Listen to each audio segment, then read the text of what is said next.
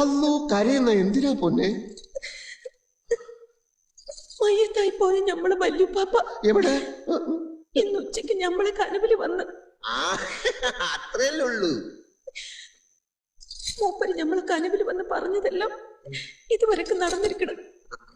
അതാ നമുക്ക് പേടി. ഒന്ന് തെളിച്ചു പറയണ്ടേ അതിനെ?